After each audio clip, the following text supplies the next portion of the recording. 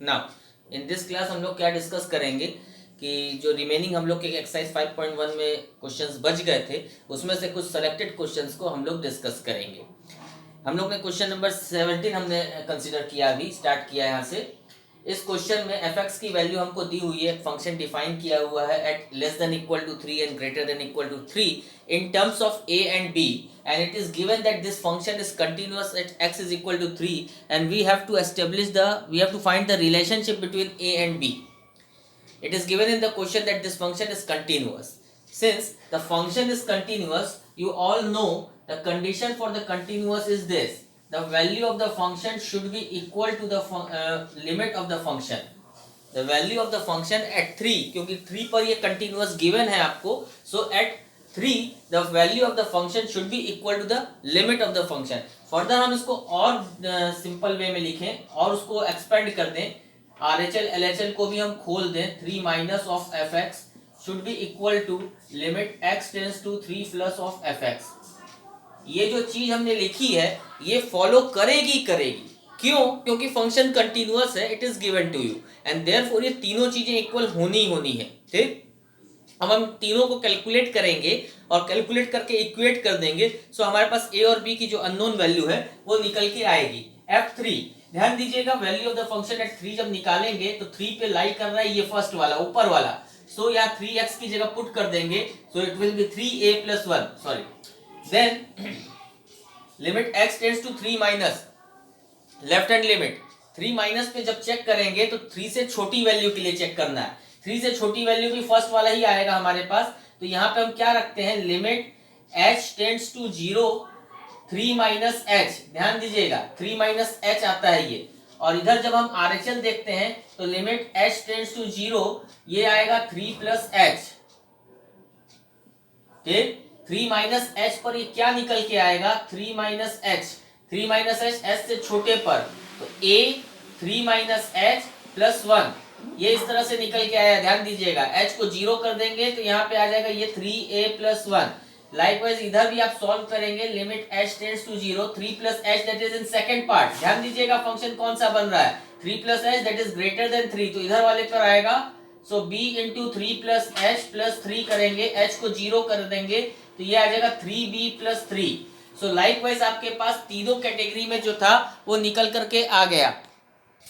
So as per the question, since it is continuous, all these three values are equal. That means 3a plus 1 is equal to 3a plus 1 is equal to 3b plus 3. So दो बार 3a plus 1 लिखने का कोई matter नहीं है, 3a plus 1 is equal to 3b plus 3, और आप लिख सकते हो 3a is equal to 3b plus 3 minus 1 और 3a is equal to 3b plus 2, और a की वैल्यू आ जाएगी आपके पास 1/3 3b प्लस 2। लाइकवाइज ये निकल करके आ जाएगा, that is a relationship between a and b जो आपकी यहाँ सॉल्व होकर के आ गई है। नेक्स्ट क्वेश्चन पर हम आते, let's see here now in this question number 18, fx is equal to given to you divided at point 0 से लेस देन इक्वल टू 0 के लिए एक फंक्शन है, ग्रेटर देन 0 के लिए एक फंक्शन है, in terms of lambda also, and it is given that this function is also continuous at x is equal to 0, means 0 वाले पॉइंट पर ये फंक्शन भी कंटिन्यूअस है, ये आपको क्वेश्चन में गिवन है। So since fx is continuous at 0, ध्यान दीजिएगा fx is continuous at 0, that means value of the function at 0 as well as the limit of the function should always be equal. ये तीनों चीजें again equal होंगी, सो f0 पे हम calculate करेंगे, LHL calculate करेंगे, RHL कैलकुलेट करेंगे और तीनों को इक्वेट करेंगे। 0 पे जब वैल्यू ऑफ फंक्शन निकालेंगे तो एट 0 आप देखो यहाँ पे 0 की वैल्यू फर्स्ट वाले के लिए डिफाइंड है, तो that means lambda into x की जगह पे हम 0 दोनों जगह यहाँ पुट कर देंगे और सॉल्व करेंगे तो ये रिजल्ट 0 आएगा, मींस वैल्यू ऑफ फंक्शन 0 आ रही है। ठीक, फिर 0 माइनस दैट इज LHL के लिए, that is a value for every value that is less than 0, less than 0 भी आपका फर्स्ट फंक्शन में ही डिफाइंड होगा, तो LHL भी जब हम इसमें सॉल्व करेंगे ये भी 0 आएगा। RHL को जब सॉल्व करोगे दैट इज 0 प्लस एच होगा, दैट मीन्स 0 से बड़ी वैल्यू के लिए जब आप यहाँ पुट करोगे तो ये रिजल्ट करेगा 1। नाउ अब आपको क्वेश्चन ये कह रहा है कि for what value of lambda the function this is continuous at x is equal to 0। Question इस तरह से ही था कि किस वैल्यू ऑफ लेमडा पर ये फंक्शन आपका कंटिन्यूअस होगा 0 पे। तो for function to be continuous at zero, it should be there कि ये तीनों इक्वल होना चाहिए। आप यहाँ पे देखो कि जब आपने तीनों चीजें सॉल्व की तो तीनों चीजें इक्वल नहीं आ रही और कहीं पे लेमडा आ ही नहीं रहा है, एग्जिस्ट ही नहीं कर रहा है लेमडा। लेमडा ऑटोमेटिकली एलिमिनेट हो गया जब आपने तीनों सॉल्व किया नहीं आपने एलिमिनेट, वो हो गया ऑन सॉल्विंग, ठीक है ना। ऐसा नहीं कि आप लेमडा को हटा दे रहे हो, कोई जुगाड़ कर रहे हो लाइक दिस, ऐसा नहीं हो रहा है। लेमडा ऑटोमेटिकली यहाँ पे जो अननोन वैल्यू लेमडा की थी वो एलिमिनेट हो गई during the solution of the question, and that is why कि लेमडा कोई इंपैक्ट नहीं कर रहा, neither value of the function पे, नाइदर एलएचएल और नॉट आरएचएल। इन तीनों पे लेमडा का कोई इंपैक्ट नहीं है। What ever be the value of lambda, इससे कोई इंपैक्ट नहीं करता है, पहली चीज। दूसरी कि फंक्शन को कंटिन्यूअस होना था लेमडा की किसी वैल्यू पर, पहली चीज तो लेमडा इंपैक्ट ही नहीं करता है। दूसरी चीज, आप लेमडा कुछ भी रख दो, ये फंक्शन कभी कंटिन्यूअस नहीं हो सकता because limit do not exist. The condition की limit should be there, limit exist करनी चाहिए उस पॉइंट पर। किस पॉइंट पर? हम जीरो पे चेक कर रहे थे फंक्शन को, जीरो पे कंटिन्यूटी चेक कर रहे थे, सो जीरो पे इस फंक्शन की लिमिट एग्जिस्ट करनी चाहिए। लेमडा तो इग्नोर ही कर दो, लेमडा के किसी भी वैल्यू पर कोई इंपैक्ट नहीं करता है, लेमडा आ ही नहीं रहा है रिजल्ट में तो इंपैक्ट कैसे करेगा? लेमडा एलिमिनेट हो जा रहा है अपने आप, जीरो हो जा रहा है या खत्म हो जा रहा है। एंड देयरफॉर जब लिमिट आप चेक कर रहे हो तो RHL is not equal to LHL in this question, and therefore limit does not exist at x is equal to 0, and for this reason any value of lambda does not provide any such condition that creates कि आपकी continuity prove हो जाए x is equal to 0 पे। So for no value of lambda the function is continuous at 0। Further इसमें एक और question आपको पूछ रहा है, what about continuity at x is equal to 1, means lambda की क्या वैल्यू हो कि ये x इज इक्वल टू 1 पे कंटिन्यूअस हो जाए। x इज इक्वल टू 1 पे अगर आप चेक करो तो x इज इक्वल टू 1 पे जब हम f1 निकालेंगे, ध्यान दीजिएगा f1 कहां पे आएगा, f1 आएगा x ग्रेटर देन 0 पे। लेस देन 0 पे तो आने का कोई मतलब ही नहीं है, 1 is a value that is greater then 0, तो 0 से बड़े पर ही आएगा। तो f1 जब आप कैलकुलेट करोगे तो f1 की वैल्यू आ जाएगी 4 इंटू 1 प्लस 1, दैट मीन्स 5। तो f1 की वैल्यू 5 आ गई। अब आप लिमिट निकालोगे, limit x tends to 1 of fx, so limit x tends to 1। RHL LHL निकालने की जरूरत ही नहीं है। अगर हम 1 से छोटा जाएंगे या 1 से बड़ा, 1 माइनस एच करें या 1 प्लस एच करें, दोनों ही वैल्यू इसी में लाई करेगी, क्योंकि 1 माइनस एच भी 0 से बड़ा है, 1 प्लस एच भी 0 से बड़ा है, कोई फंक्शन में चेंज नहीं हो रहा है डेफिनेशन ऑफ द फंक्शन पे, एंड देयरफॉर 1 पे हमें आरएचएल एलएचएल निकालने की जरूरत नहीं है। हम डायरेक्टली सब्स्टिट्यूट करेंगे, x tending to 1 on 4x plus 1, that is 1 put कर देंगे, ये 5 आ जाएगा। सो आप ये देखो कि limit x tends to 1 of fx is equal to f1 is equal to 5, that means function is continuous at x is equal to 1। क्या यहाँ लेमडा आया या कुछ हमें लेमडा को पुट करना पड़ा? नो, इन नो मैनर हमें लेमडा का कोई इंपैक्ट इसमें भी नहीं आया। सो लेमडा कुछ भी हो, फंक्शन यहाँ पे हमेशा कंटिन्यूअस होगा, और लेमडा कुछ भी हो, फंक्शन 0 पे हमेशा डिसकंटिन्यूअस होगा। तो इस क्वेश्चन का यही यहाँ पे थीम था। अब हम लोग नेक्स्ट क्वेश्चन पर आते हैं, question number 90। In this question gx is a function given as x minus greatest integer function x। ये कौन सा है? ये ग्रेटेस्ट इंटीजर फंक्शन x है, ये सिर्फ ब्रैकेट नहीं बना है, ध्यान दीजिएगा। अभी हम इस फंक्शन का भी मीनिंग आपको बताएंगे, जैसे आपने मॉडुलस पढ़ा, आइडेंटिटी पढ़ा, कांस्टेंट पढ़ा, इसी तरह ग्रेटेस्ट इंटीजर फंक्शन भी 11th में था आपका। ग्रेटेस्ट इंटीजर फंक्शन था, लिस्ट इंटीजर फंक्शन था, ये सारे डिफरेंट टाइप्स ऑफ फंक्शंस होते हैं, डिफरेंट फंक्शंस होते हैं। सो हम लोग यहाँ पे फंक्शन जो हमें प्रोवाइडेड है x minus greatest integer function of x। अब क्वेश्चन क्या कह रहा है? Show that this function is discontinuous at all integral points. यहाँ कोई ऐसा पॉइंट नहीं है जिसपे ये फंक्शन कंटिन्यूअस होगा, ये हमको प्रूफ करना है। That means we have to prove the discontinuity of the function in the whole real interval, ठीक है। तो आपको हम पहले ये बताएं कि ग्रेटेस्ट इंटीजर फंक्शन क्या होता है। For any real number, suppose कर लो अगर आपकी रियल वैल्यूज हो गई 2.99, ठीक, 2.99, इसका रिजल्ट क्या आएगा? 2 आएगा। ध्यान दीजिएगा, 2 लिखेंगे इसका रिजल्ट 2 आएगा, 3 लिखेंगे इसका रिजल्ट 3 आएगा, इसमें हम लिखेंगे 2.0001, आंसर 2 आएगा, 2.5 लिखेंगे आंसर 2 आएगा। अगर आप टाइम बिंग के लिए 3 को हटाई दो समझने के लिए। अब आप ये देखो, ग्रेटेस्ट इंटीजर फंक्शन आपको क्या बताता है ये बताता है कि ये जो अंदर वैल्यूज लिखी हैं अगर ये इंटीजर हैं, आपको मालूम होना चाहिए इंटीजर क्या होता है, उसमें डेसिमल इंक्लूड नहीं होता है। अगर ये इंटीजर है, जैसे कि ये अगर ये इंटीजर है तो जो आंसर आएगा एज इट इज आ जाएगा, उसमें कोई चेंज नहीं आएगा अगर वो इंटीजर रहेगा। अगर आप नेगेटिव के लिए भी लिखोगे -5 आप लिखोगे तो ये -5 आ जाएगा। ध्यान दीजिएगा इस चीज को, ठीक है ना। अगर आपने इंटीजर न लिख के कोई रियल नंबर लिखा तो आपको आंसर क्या लिखना है ये ध्यान दीजिएगा, जो इंटीग्रल वैल्यू है वो लिखनी है। 2.99 है तो 2 लिखा गया, 2.0001 है तो भी 2 लिखा गया, 2.5 है तो भी 2 लिखा गया।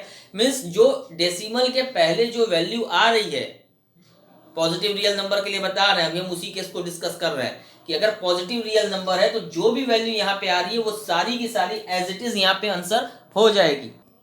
ठीक है, देखिए जैसे यहाँ पे आया वैसे ही अगर हम माइनस में भी डेसिमल लेते हैं, सपोज कीजिए -5 था तो ये -5.23 ये आ गया, तो इसका आंसर क्या हो जाएगा, ये -5 नहीं होगा, ये हो जाएगा -6, पीछे चला जाएगा। ठीक है, ये इधर है तो 2.99 तो 2 ही हुआ, 3 नहीं गया, आगे नहीं गया, हमेशा कहाँ आता है, पीछे आता है। मीन्स इसके अंदर जो भी वैल्यू है वो वैल्यू जो भी है वो इंटीजर प्रोवाइड करेगी। कैसा इंटीजर, या तो इक्वल टू में जो होगा, जैसे 2 का 2 ही आ गया, -5 का -5, या उसके पहले का इंटीजर। मीन्स जो भी वैल्यू अंदर दी है x की उसके जस्ट पहले जो इंटीजर वैल्यू आ रही होगी। नाम ग्रेटेस्ट इंटीजर फंक्शन है लेकिन वैल्यू कौन सी प्रोवाइड करता है, जो भी इसके अंदर x है अगर, तो ये x कैसा प्रोवाइड करेगा, integral values of x that is less than and equal to x, ये वैल्यूज प्रोवाइड करता है। अंदर x जो भी है वो लेस देन या इक्वल टू कब, जब वो एज इट इज इंटीजर होगा तो इक्वल टू प्रोवाइड करेगा। अगर वो इंटीजर ना होकर के कोई रियल नंबर है, ध्यान दीजिएगा, जैसे कि 2.99, तो अब 2.99 जो है वो किस इंटीजर के पास आ रहा है, आप ध्यान दीजिएगा, 2.99 जो है वो 2 से बड़ा है और 3 से छोटा है, ये आपको आई थिंक पता होगा, ऑब्वियस सी बात है। ठीक है ना, तो इंटीग्रल वैल्यू कौन कौन सी है, 2 और 3, तो हमें कौन सी लिखनी है, लेस देन, या तो इक्वल टू यहां आएगा नहीं तो कौन सी आएगी, लेस देन आएगी, तो कौन सी छोटी वैल्यू हो गई, 2, इसलिए 2 आ रहा है। तो अगर जो भी नंबर है अगर वो पॉजिटिव है, आप नेगेटिव को भले इग्नोर कर दीजिए, नहीं जल्दी समझ में आता है, पॉजिटिव तुरंत समझ में आ जाता है, हमको सिर्फ फंक्शन का मतलब यहां समझाना है।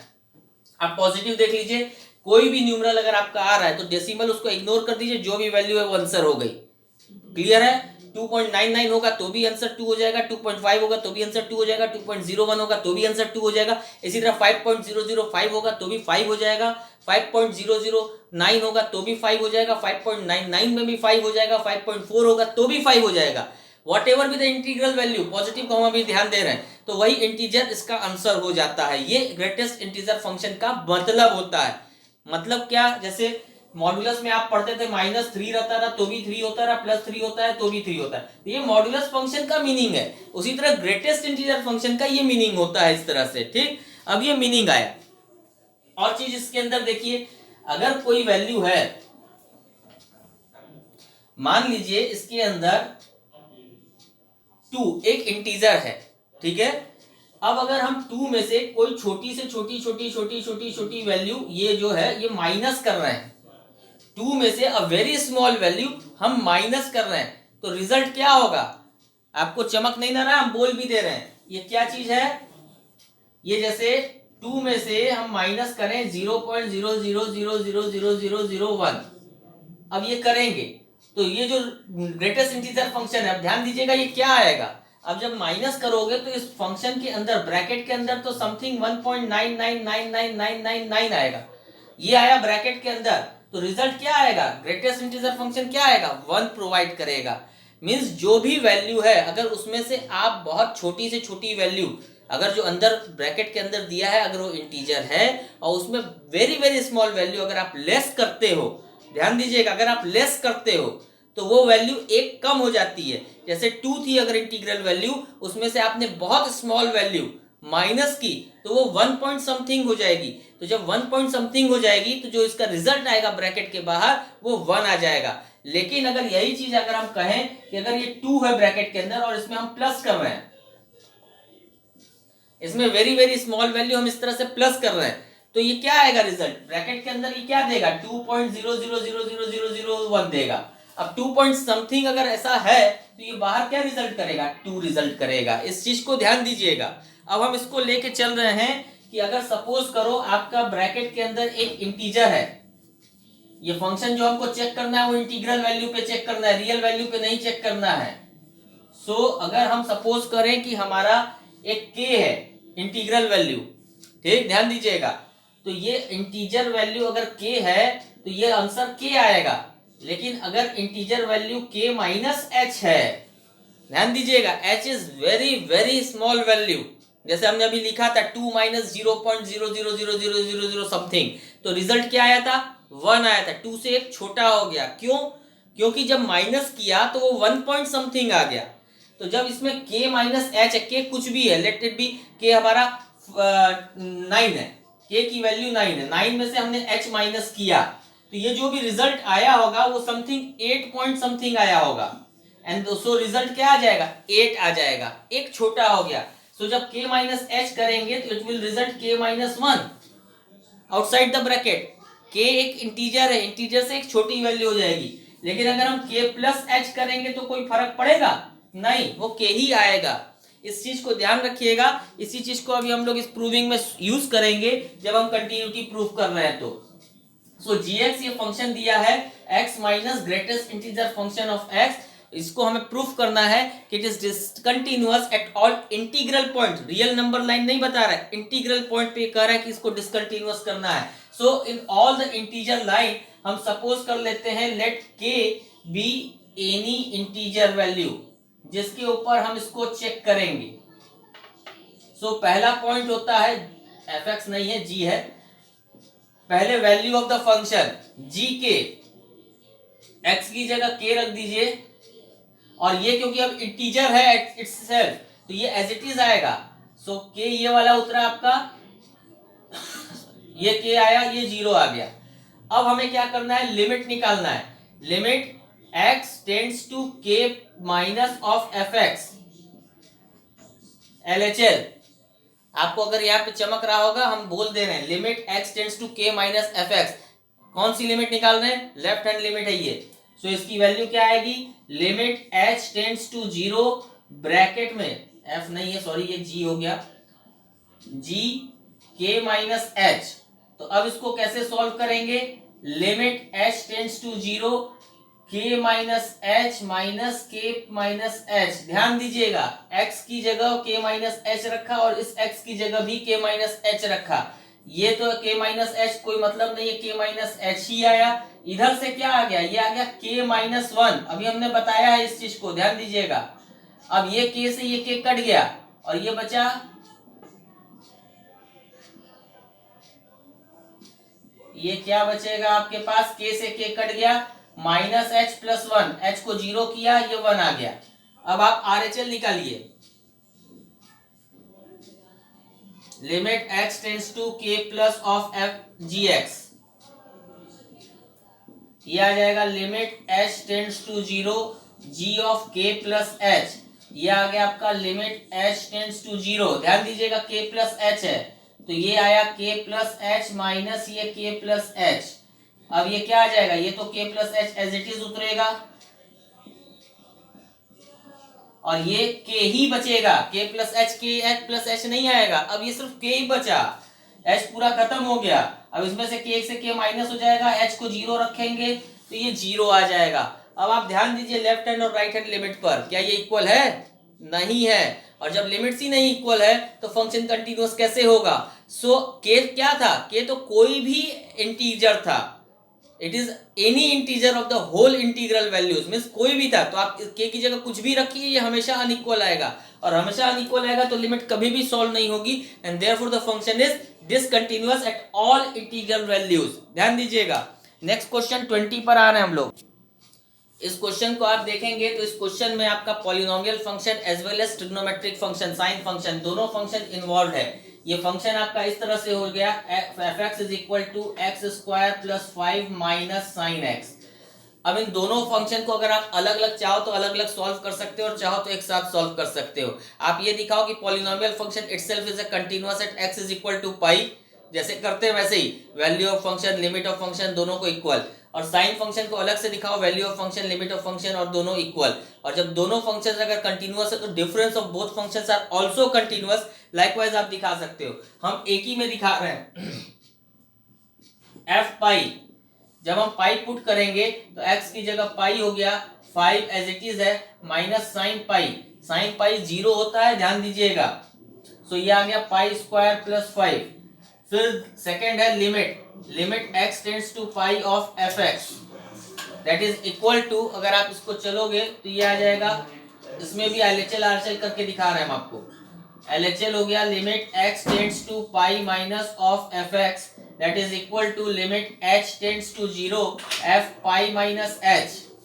ध्यान दीजिएगा पाई माइनस पे चल रहे हैं, एलएचएल पर चल रहे हैं हम लोग, तो पाई माइनस तो पाई माइनस h, चाहे ये पाई माइनस h हो चाहे पाई प्लस h हो, दैट मीन्स एलएचएल हो या आरएचएल हो, फंक्शन एक ही है, हमको अलग अलग नहीं है, तो हम डायरेक्ट भी सॉल्व कर सकते थे, ठीक है। बट क्योंकि ट्रिग्नोमेट्रिक फंक्शन है, हमको जनरली एनसीईआरटी में ये बताया गया कि इसको जब भी हमें सॉल्व करना है तो एलएचएल आरएचएल करके सॉल्व करना है, पूरा पूरा दिखाना है, एंड दैट इज व्हाई हम इसको दिखा रहे हैं। सो जब आप पाई माइनस h पर चलोगे तो ये आ जाएगा limit h tends to 0, x की जगह पे रखा तो पाई माइनस h का whole square plus 5 minus sine pi minus h।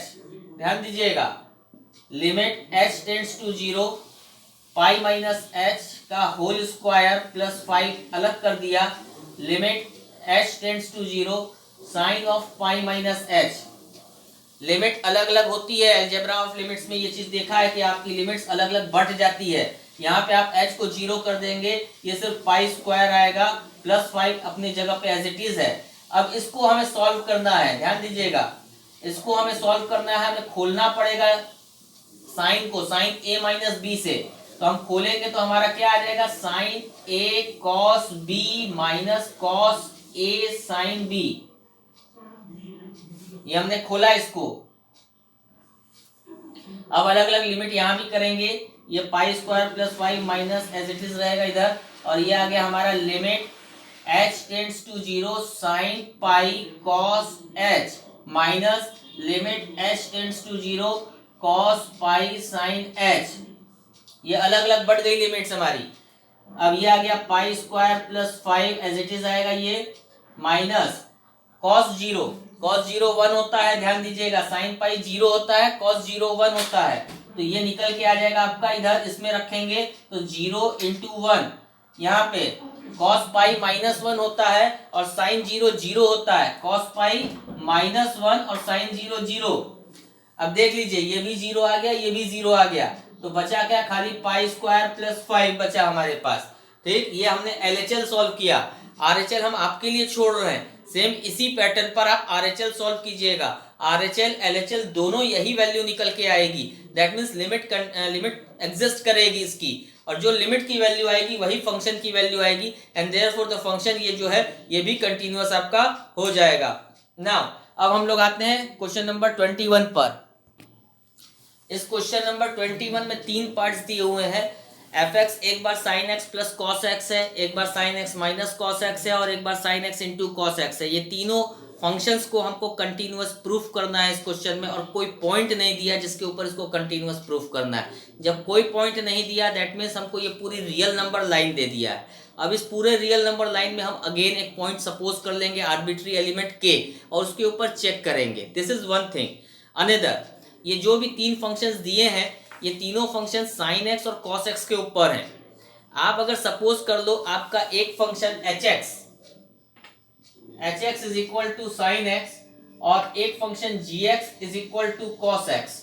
ध्यान दीजिएगा हमारी बात, 2 फंक्शंस हमने अलग अलग सपोज कर लिए। अब अगर आप ध्यान दीजिए कि जो पहला वाला है ए वाला एफ एक्स, इसमें इन दोनों फंक्शन का सम है, सेकेंड वाले में इन दोनों का डिफरेंस है, थर्ड वाले में इन दोनों का प्रोडक्ट है। तो अगर आपने अलजेब्रा ऑफ कंटिन्यूटी याद रखा है, आपने ध्यान दिया है, तो उसमें ये चीज बताई गई थी, if f and g are 2 functions that are continuous at certain point then the sum of the functions, difference of the functions and their product are also continuous at the same points, and therefore हम पहले करेंगे क्या कि हम hx और gx दोनों को हम आपको कंटिन्यूटी दिखाते हैं कि किसी एक k पर in the real number line k पर उसमें से कोई एक एलिमेंट k ले लिया, उसके ऊपर ये दोनों फंक्शंस कंटिन्यूअस हैं। अगर ये दोनों कंटिन्यूअस हो गए तो आपको फर्दर और कुछ नहीं प्रूफ करना है कि अगर ये दोनों फंक्शंस कंटिन्यूअस हैं दैट मींस इनका सम भी कंटिन्यूअस होगा, डिफरेंस भी कंटिन्यूअस होगा और प्रोडक्ट भी कंटिन्यूअस होगा। सो फर्दर आपको और कुछ दिखाने की जरूरत नहीं पड़ेगी, खाली ये लिखना रहेगा। नाउ हम hx को पहले लेके चल रहे हैं और k हम सपोज कर रहे हैं हर क्वेश्चन में, तो यहाँ पे भी हम k ही लेकर के चल रहे हैं। तो पहला तो हमारा जो है h ऑफ k, h मत लिखिए, h लिखने से हो सकता है कंफ्यूजन हो जाए, आप इसको लिख लीजिए px, क्योंकि वो लिमिट में भी h आता है तो हो सकता है कि कंफ्यूजन हो जाए। आप इसको कुछ दूसरा ले लीजिए, p ले लीजिए, तो px आपका sin x, तो p के हम पहले k पुट कर रहे हैं हम, तो ये आ गया आपका sin k। अब आप सेकंड वाले में लिमिट चेक कर रहे हो, x tends to k of fx px, ठीक है। आप ये लिमिट चेक कर रहे हो तो LHL निकालेंगे, LHL निकाला limit x tends to k minus of px, फिर ये आ गया लिमिट h टेंड्स टू 0 और यहाँ पे p k माइनस h। अब जब k माइनस h हो या k प्लस h हो, फंक्शन तो एक ही है sin x, कोई दूसरा है नहीं, उसी पे जाएगा। So limit h tends to 0, k minus h हम यहाँ साइन में पुट करेंगे, साइन k माइनस h। अब इसको ओपन करेंगे, sine k cos h minus cos k sine h। अब लिमिट अलग अलग करेंगे और फिर लिमिट अप्लाई करेंगे, लिमिट अलग अलग किया, sine k cos h minus limit h tends to 0 cos k sine h। अब आप फिर से वही चीज देखिए जो अभी लास्ट क्वेश्चन में हम लोग ने डिस्कस की थी, cos h cos 0 की वैल्यू 1 हो जाएगी, तो ये साइन k आया हमारे पास, साइन k इंटू 1। फिर यहाँ पे साइन 0, h की जगह यहाँ 0 रख देंगे, साइन 0 0 हो जाएगा, तो यह आ जाएगा cos k इंटू 0, तो cos k इंटू 0 0 हो गया, तो ये बच गया हमारे पास साइन k। ये आ गया आपका LHL। अब हम लोग यहाँ पे RHL भी फॉलो करेंगे, RHL, तो limit x tends to k plus of px, so that is limit h tends to 0 of p k plus h, and therefore यहाँ पे आ गया limit h tends to 0, k plus h भी इसी में रखेंगे, तो sine of k plus h हो गया। अब आप इसको ओपन करेंगे तो limit h tends to 0 sine k cos h plus cos k sine h। अब अलग अलग करेंगे limit h tends to 0 of sine k cos h plus limit h tends to 0 cos k sine h। ये पूरा करके आपको दिखाना पड़ेगा, आप एक्सक्लूड नहीं कर सकते, डायरेक्ट नहीं कर सकते। h को यहाँ 0 करेंगे, cos 0 की वैल्यू 1 आ गई, तो ये आ गया आपका साइन k इंटू 1 प्लस यहाँ साइन 0 0 हो जाएगा, तो that is cos k into 0, ये पूरा 0 आ गया, इधर भी आ गया आपके पास साइन k। अब आप लिखेंगे कि LHL और RHL दोनों इक्वल है, that is sine k, so limit exist करती है at x tending to k, x approaches to k, and further since the value of the limit and the value of the function that is pk both are equal, therefore the function px is continuous at any point in the interval, real interval। likewise आप second gx के लिए भी solve करेंगे, हम कर रहे हैं, same process होगी, कोई डिफरेंस नहीं है। आप इसी तरह यहाँ पे gx के लिए भी सॉल्व करेंगे।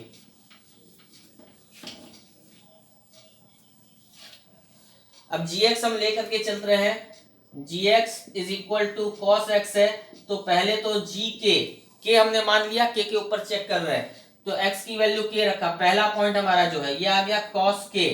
अब हमने लिमिट निकालनी है, limit x tends to k of gx, यहां हम LHL RHL फिर कर रहे हैं,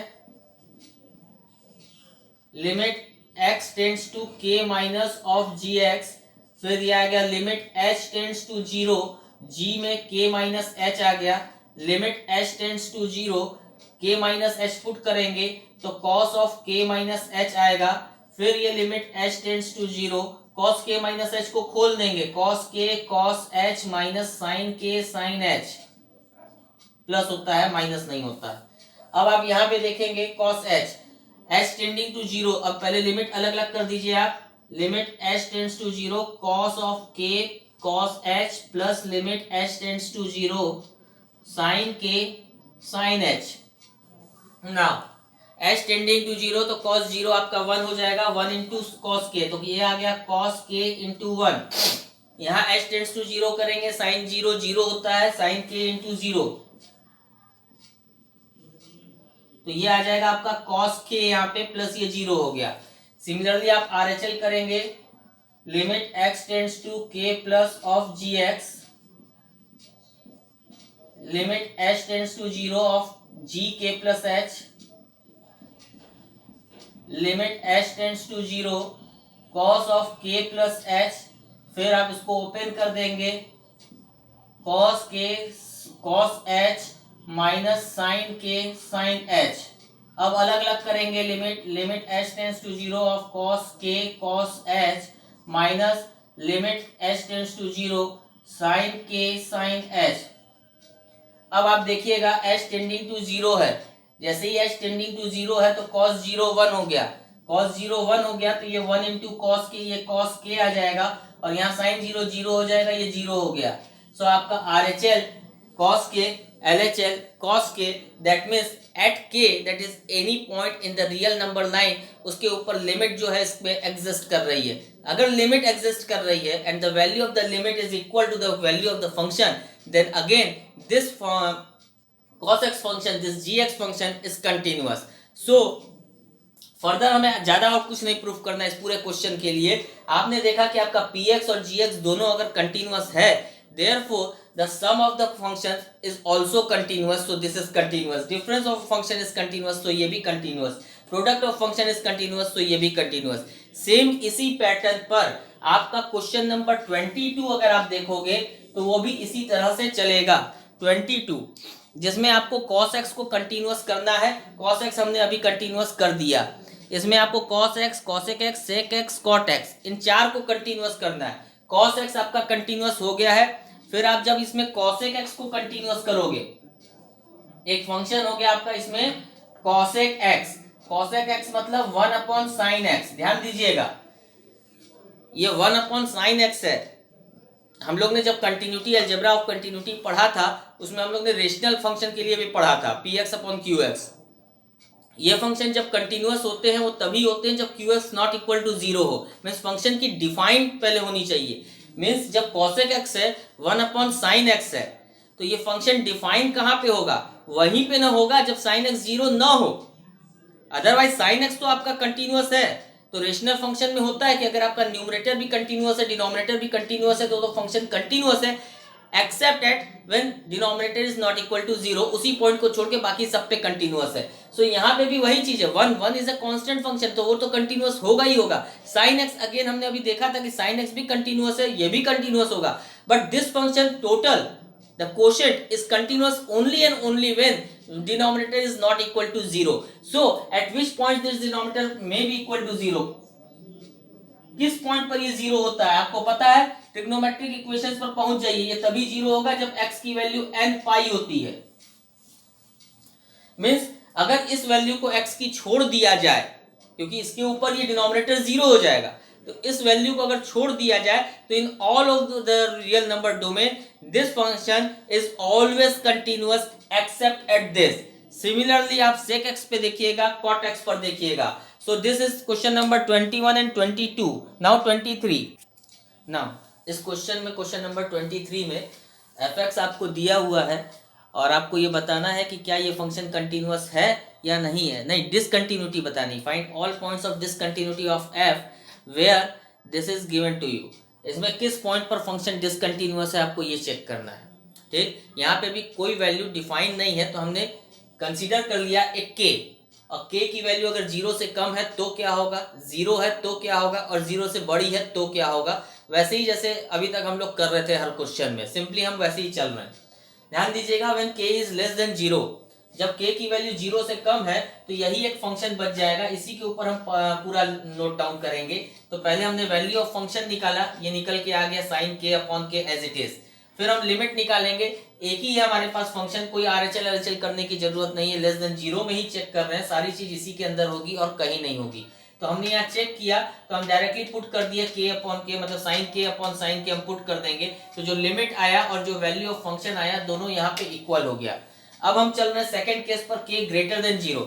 अगेन जब k ग्रेटर देन 0 ले रहे हैं तो ऑब्वियस सी बात है हमारे पास सिर्फ यही एक फंक्शन है जो सेकंड वाले यहाँ पे दिया है, फिर हमें अगेन ऊपर नीचे कहीं जाने की जरूरत नहीं है, कोई RHL LHL करने की जरूरत नहीं है। तो जब हम वैल्यू ऑफ फंक्शन निकालेंगे तो यहाँ x+1 में k रख देंगे, k+1 आ गया।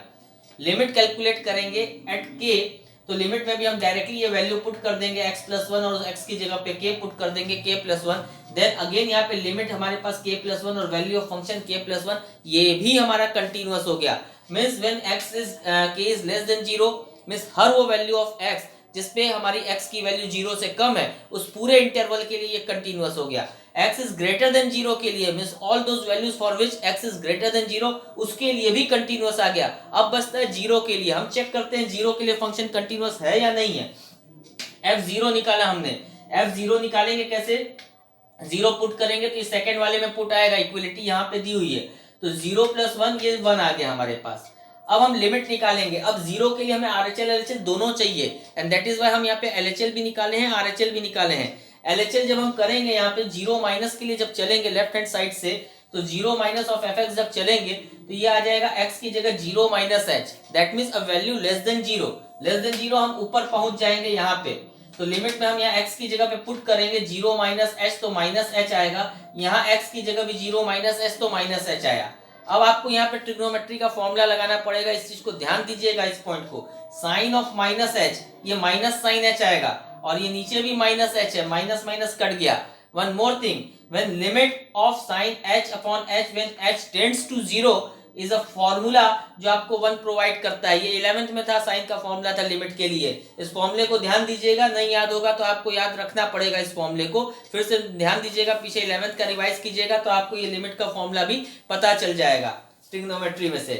फिर यहाँ पे RHL सॉल्व करेंगे, 0 प्लस के लिए सॉल्व करेंगे, 0 प्लस h आ जाएगा, that is a value greater then 0, तो हम यहाँ पे x+1 पे आएंगे, x की जगह 0 प्लस h रखेंगे आप, ये निकल के 1 आएगा। तो आपने देखा कि इस वाले पार्ट में भी जब हम 0 पे चेक कर रहे हैं उस केस में भी हमारा जो RHL और LHL की वैल्यू है वो इक्वल आ रही है, दैट मींस लिमिट एग्जिस्ट कर रही है। And one more thing, limit तो एग्जिस्ट कर ही रही है एज वेल एज उसकी वैल्यू जो है वो भी वही आ रही है, दैट मींस एट 0 भी हमारा ये जो फंक्शन है वो कंटिन्यूअस है। क्वेश्चन क्या पूछ रहा था, क्वेश्चन कह रहा है find all points of discontinuity of f। सो आपने तो पूरी नंबर लाइन चेक कर ली, रियल नंबर लाइन, किसी भी पॉइंट पर डिसकंटिन्यूअस नहीं है, ये हर एक पॉइंट पर कंटिन्यूअस है। So there is no point of discontinuity in the given function. अब हम आते हैं नेक्स्ट क्वेश्चन 24 पे। नाउ ध्यान दीजिएगा, ये क्वेश्चन भी बहुत ही अच्छा क्वेश्चन है, क्वेश्चन नंबर 24। इस क्वेश्चन में भी आपको कंटिन्यूटी चेक करनी है, बताना है कि क्या ये फंक्शन कंटिन्यूअस है कि नहीं है। ठीक, कोई पॉइंट एग्जैक्टली दिया नहीं कि किस पर चेक करना है, that means in all real number हमको चेक करना है। फंक्शंस दो पार्ट में डिवाइडेड है बाई 0 विथ 0 पॉइंट, एक x is not equal to 0 पर ये है और x इज इक्वल टू 0 पर ये दिया हुआ है क्वेश्चन। तो हम यहाँ पे अगेन k सपोज कर लेंगे एज यूजुअल, जैसे हम मान के चलते हैं कि पूरे नंबर लाइन में k कोई एक आर्बिट्री एलिमेंट है और उसके ऊपर हम चेक करेंगे। तो दो केस बनते हैं, one k is not equal to 0 and when k is equal to 0। ठीक, when k is not equal to 0 हम उसके ऊपर चेक करते हैं जब, तो value of function k is not equal to 0, तो ऑब्वियसली सारा फंक्शन इसी के ऊपर डिपेंड करता है और कहीं नहीं डिपेंड करता है। सो जब हम k पर चेक करेंगे, k पुट करेंगे, तो ये आ जाएगा हमारे पास k square into sine 1/k, मतलब x की जगह पे k पुट कर दिया। अब लिमिट निकालेंगे तो भी हम डायरेक्टली निकाल लेंगे लिमिट, क्योंकि जो भी वैल्यू होगी वो उसी में आएगी, कहीं आगे नहीं ना पीछे नहीं जाना है।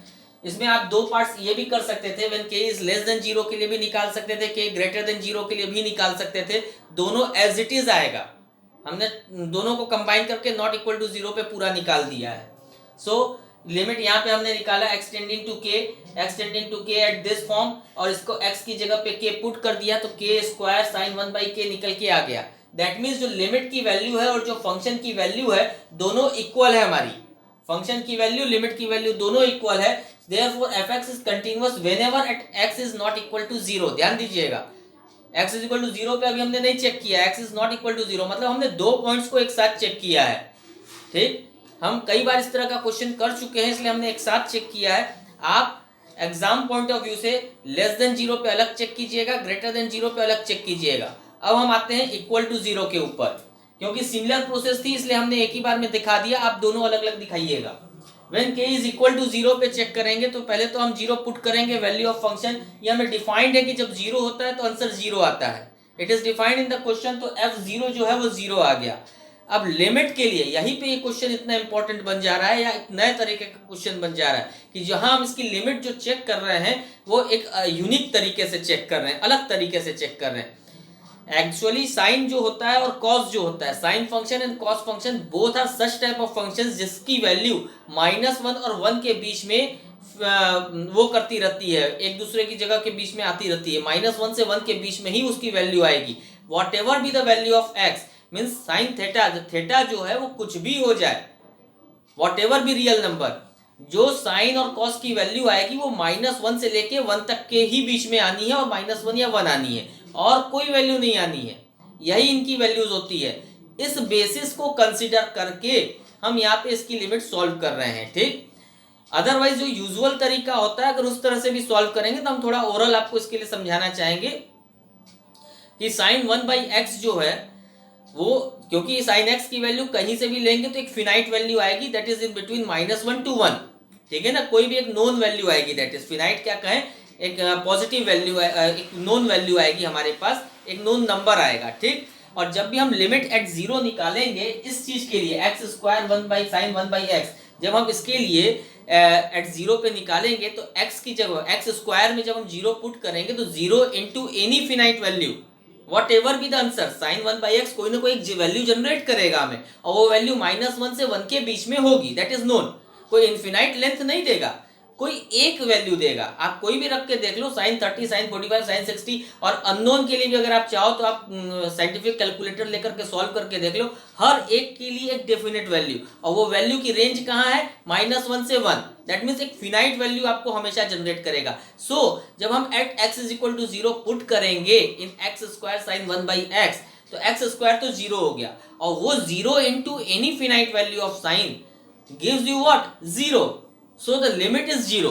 तो आप इस तरह से भी लिख सकते हो, जो आपके यूजुअल प्रोसेस में आप लिमिट निकालते हो वैल्यू सब्स्टिट्यूट करके। हम एक न्यू अप्रोच आपको बता रहे हैं कि लिमिट कैसे निकलेगा। As we know for any sine the value जो रेंज करती है वो -1 से 1 के बीच में रेंज करती है, सो साइन 1/x के लिए भी वैल्यू यहीं से यहीं रेंज करेगी, 1/x, and therefore x should not be equal to 0 in this case, वरना ये तो डिफाइन ही नहीं होगा, इनफिनाइट हो जाएगा, ठीक। And that is reason x not equal to 0 के लिए ये चीज आ गई।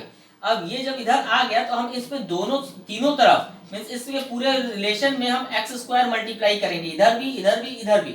सो ये आया -x² -1 से मल्टीप्लाई करके, यहाँ पे आ गया x² इनटू दिस, और 1 से मल्टीप्लाई करके ये x² आ गया। नाउ ये तीनों में x² आ गया। अब यहाँ पे हम तीनों में लिमिट लगाएंगे, तीनों में हमने लिमिट लगाई, अब यहाँ पे तीनों में हमने इंडिविजुअली लिमिट लगाई। अब जब हमने -x² में लिमिट लगाई x टेंडिंग टू 0 और पुट किया तो 0 आ गया, फिर x टेंडिंग टू 0 x² में लगाया हमने और 0 पुट किया, 0 आ गया। मींस ऑफ दिस वैल्यू जो मिडिल में बच गई x² sin 1/x limit x tends to 0, this is greater than equal to 0 and less than equal to 0।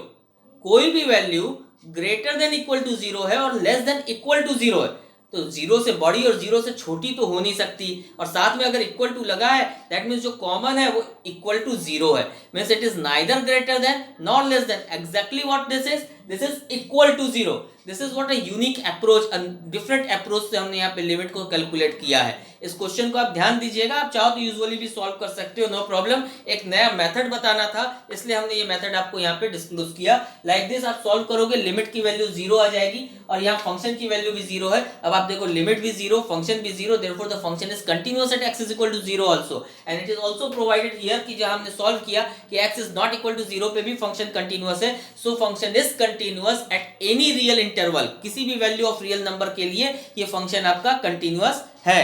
Now अब जो रेस्ट ऑफ द क्वेश्चन बचते हैं उसको हम लोग नेक्स्ट क्लास में लेंगे, कुछ सेलेक्टेड लेंगे, अब सारे हम क्वेश्चंस नहीं लेंगे। अभी हमने जितने क्वेश्चंस लिए फ्रॉम 17 to 24 लाइन से सारे लिए हैं, अब हम कुछ सेलेक्टेड क्वेश्चंस लेंगे क्योंकि सिमिलर टाइप के क्वेश्चन से अब डिफरेंट नहीं है ज्यादा, तो हम 2-3 क्वेश्चंस लेकर के नेक्स्ट क्लास में इस एक्सरसाइज को ओवर करेंगे। Till then thank you and good bye.